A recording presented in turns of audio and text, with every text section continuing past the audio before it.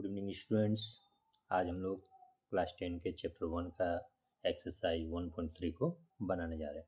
ठीक है, अब आज का हमारा पहला क्वेश्चन क्या है, देखिए। Prove that √5 is irrational number, यानी कि हमें प्रूफ करना है। क्या प्रूफ करना है? √5 को इरेशनल नंबर प्रूफ करना है। ठीक है दोस्तों, अब हम लोग इसे प्रूफ करते हैं। ठीक है, क्या प्रूफ करना है हमें? √5 को इरेशनल प्रूफ करना है। तो हम लोग पहले लेट करते हैं, यानी कि मान लेते हैं लेट √5 बी रैशनल नंबर। इसका मतलब क्या हुआ? √5 जो है उसको हम p/q के फॉर्म में लिख सकते हैं, लेकिन यहाँ पर एक कंडीशन है, p एंड q आर को प्राइम नंबर, यानी कि जब भी हम लोग p/q के फॉर्म में लिखते हैं तब हमारा p और q जो है वो को प्राइम आना चाहिए। ठीक है, को प्राइम नंबर मतलब क्या होता है? को प्राइम का मतलब होता है ऐसे नंबर जिनका HCF 1 आता हो। ठीक है, चलिए अब हम लोग आगे की ओर बढ़ते हैं। अब हम लोग देख रहे हैं कि यहाँ पे √5 = p/q है, यानी कि यहाँ पर हम लोग अपने मन से भी कुछ कर सकते हैं। तो अब अपने मन से हम लोग जो भी करेंगे LHS में करेंगे, सेम एज इट इज़ वो हम राइट साइड में भी करेंगे। ठीक है, तो हम लोग क्या करते हैं, on squaring both side, on squaring both side, यानी कि दोनों साइड स्क्वायर करने के बाद इधर हमारा √5 है, तो √5 का स्क्वायर = p²/q²। आगे सॉल्व करेंगे, √5 का स्क्वायर क्या हो जाएगा? 5, और p² का एज इट इज़ रह जाएगा, q² भी एज इट इज़ रह जाएगा। ठीक है, चलिए अब हम लोग इसे क्या करेंगे, थोड़ा सजा देते हैं। ठीक है, यानी कि क्रॉस मल्टीप्लाई जिसे कहते हैं। इसके नीचे कुछ नहीं है, मतलब 1 है। 5 को अगर q² से मल्टीप्लाई करेंगे तो क्या बन जाएगा? 5q² = p², यानी कि इसका मतलब क्या हुआ? इसका मतलब ये हुआ कि p² जो है वो डिविजिबल होगा 5 से। तो यहाँ पे हम लोग लिख देते हैं p²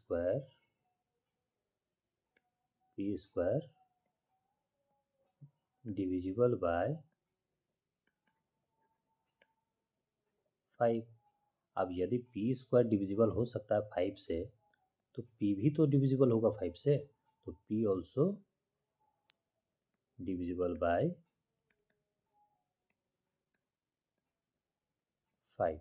ठीक है, ये हमारा कंडीशन नंबर 1 हो गया। ठीक है, अब हम लोग आगे की ओर बढ़ते हैं। यहाँ पे हम लोग फिर एक बार लेट मानेंगे, यानी कि फिर से मान लेंगे लेट। क्या मानेंगे? यहाँ पे हम लोग मानेंगे p = c नहीं, p = क्या मानेंगे? 5c मानेंगे। p = 5c, वेयर c जो होगा वो क्या होगा हमारा? c इज एनी इंटीजर, कोई भी इंटीजर हमारा हो सकता है। ठीक है, चलिए अब क्वेश्चन को आगे की ओर बढ़ाते हैं।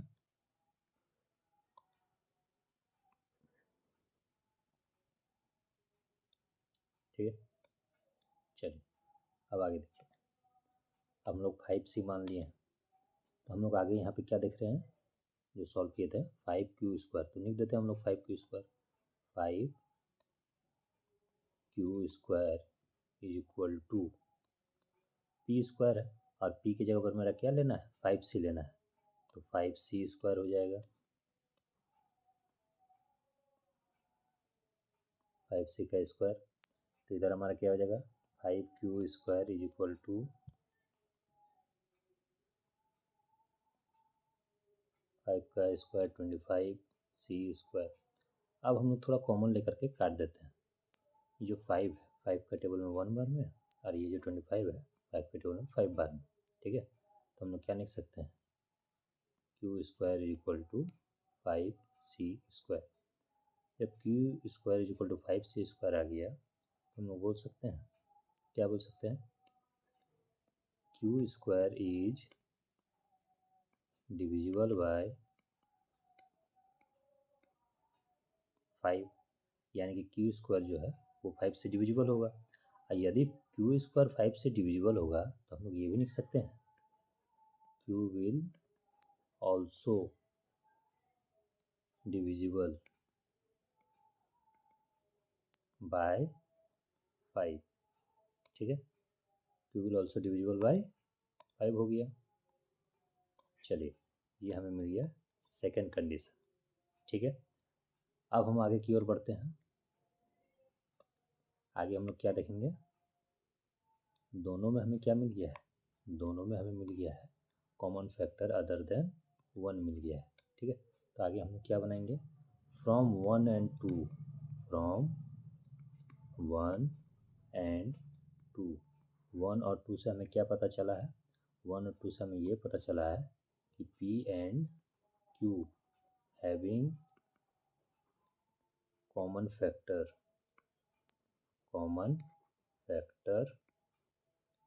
5।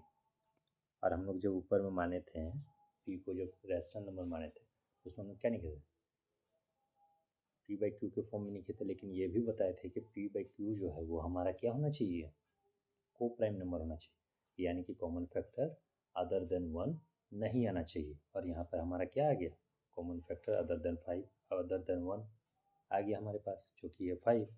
तो हमारा क्या हो गया, जो हम लोग कॉन्ट्राडिक्शन माने थे, जो भी हम लोग लेट किए थे, वो हमारा गलत हो जाएगा। तो हम लोग क्या लिख सकते हैं यहाँ पे, this contradiction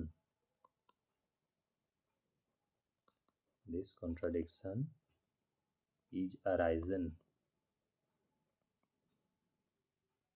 because of our wrong assumption।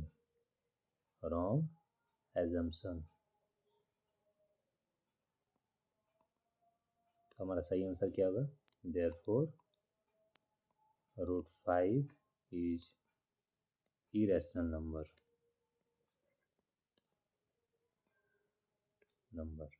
ठीक है, चलिए यहाँ तक समझ में आ गया होगा। अब हम लोग सेकंड क्वेश्चन की ओर बढ़ते हैं। सेकंड क्वेश्चन में क्या पूछा जा रहा है, prove that 3 + 2√5 is a irrational number.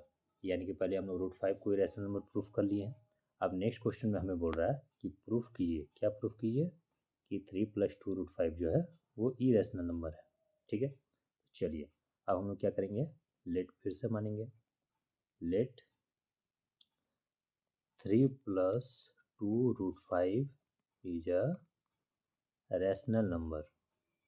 ठीक है, जो भी नंबर हमें इरेशनल प्रूफ करना है उसे हम लोग पहले मान लेंगे कि वो एक रैशनल नंबर है। ठीक है, रैशनल नंबर। और जब भी हम लोग किसी भी नंबर को रैशनल नंबर मानते हैं तो वो किस फॉर्म में लिखाता है, P बाई क्यू के फॉर्म में। तो चलिए अब हम इसे भी लिख देते हैं, 3 + 2√5 ये किसके फॉर्म में हो गया, P बाई क्यू के फॉर्म में हो गया। अब यहाँ पे हम लोग एक क्या बताएंगे कि P एंड Q जो है, P एंड Q आर को प्राइम नंबर, यानी कि P और Q जो हमारा को प्राइम नंबर हो जाएगा। ठीक है, अब हम लोग आगे की ओर बढ़ते हैं। अब हम लोग रूट वाले नंबर को एक जगह पे रखेंगे, यानी कि इक्वल टू से पहले रखेंगे। अब बाकी इन नंबर्स को हमें इक्वल टू के बाद कर देना है।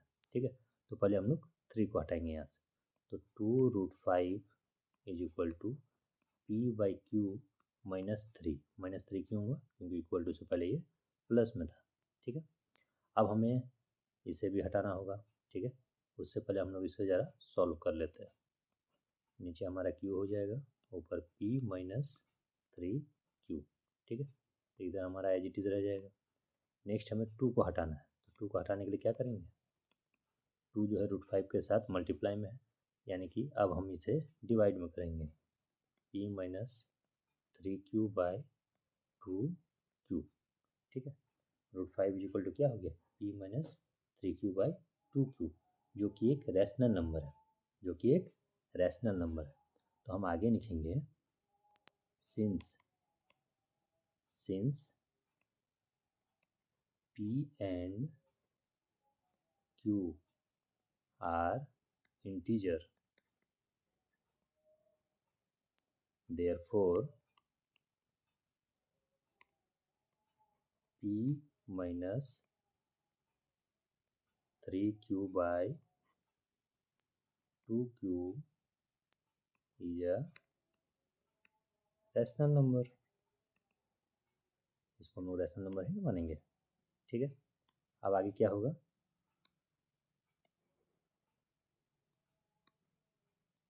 इसे हम लोग रैशनल नंबर मान लिए।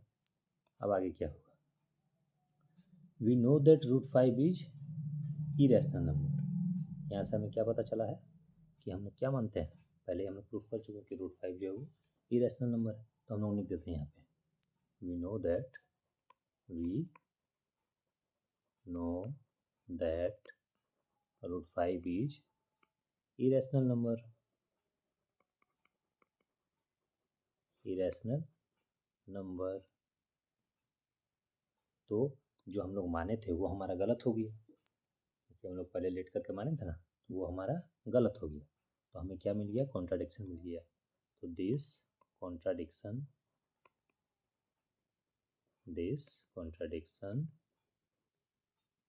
is arisen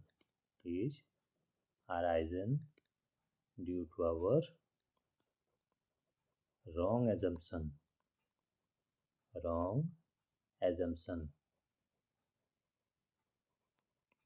ये जो कंट्राडिक्शन अराइज हुआ वो हमारे गलत मानने की वजह से हुआ। Therefore 3 + 2 √5 is irrational number।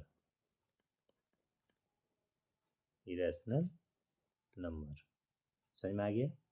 चलिए अब फिर से हम लोग क्वेश्चन की ओर बढ़ जाते हैं, ठीक है। नेक्स्ट थर्ड क्वेश्चन क्या है, prove that the following are irrational. यानी कि यहाँ पे जितने भी क्वेश्चन दिए गए हैं इन सबको हमें क्या प्रूफ करना है कि ये सारे नंबर जो है इरेशनल नंबर है। तो हम सारे को तो नहीं प्रूफ करेंगे, एक को प्रूफ करके देखेंगे, ठीक है। एक को जैसे प्रूफ कर लेंगे तीनों वैसे सेम प्रकार में बन जाएंगे, ठीक है। चलिए अब हम लोग प्रूफ करते हैं। थर्ड क्वेश्चन क्या था हमारा, थर्ड का 1 नंबर था 1/√2। इसे हमें प्रूफ करना है कि ये नंबर जो है इरेशनल है। तो जब भी हम लोग किसी नंबर को इरेशनल प्रूफ करते थे, सबसे पहले हम लोग क्या करते थे, उस नंबर को रैशनल मान लेते थे। तो let 1/√2 is a rational number. तो जब भी हम लोग किसी भी नंबर को रैशनल नंबर मानेंगे तो हम लोग लिख सकते हैं 1/√2 जो है वो p/q के फॉर्म में होगा, और p एंड q क्या होगा, p एंड q आर को प्राइम नंबर, ठीक है। अब हम लोग आगे की ओर बढ़ेंगे। आगे की ओर क्या हो जाएगा हमारा, क्रॉस मल्टीप्लाई कर देंगे। अब हम क्या करेंगे, क्रॉस मल्टीप्लाई करेंगे। 1 को q से मल्टीप्लाई करेंगे और √2 को p से मल्टीप्लाई करेंगे। चलिए कर देते हैं,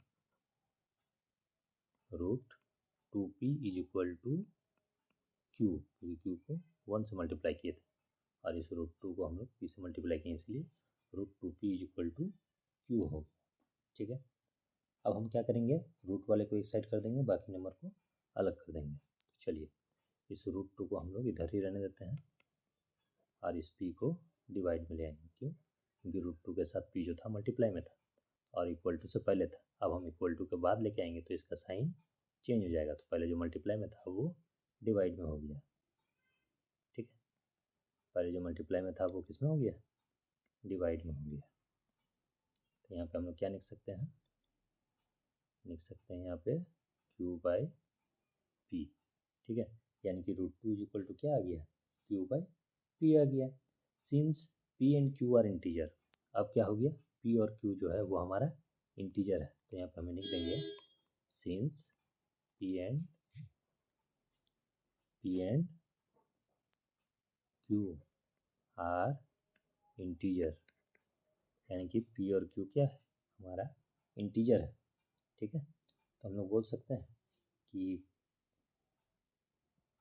therefore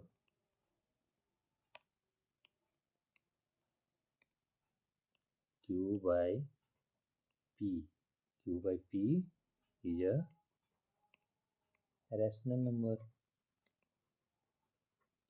but we know that know that √2 is irrational number.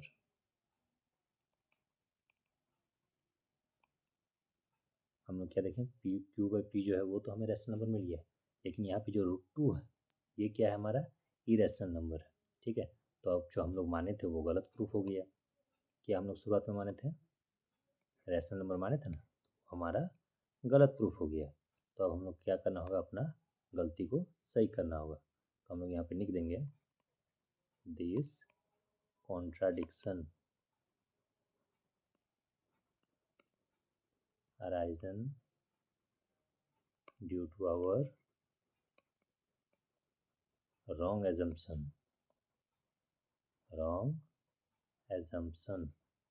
यानी कि हम लोग गलत मान लिए थे, इसलिए ये कॉन्ट्रडिक्शन अराइज हुआ।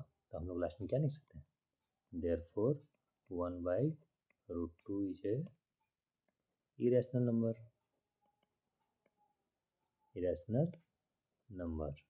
ठीक है दोस्तों, समझ में आ गया होगा। चलिए।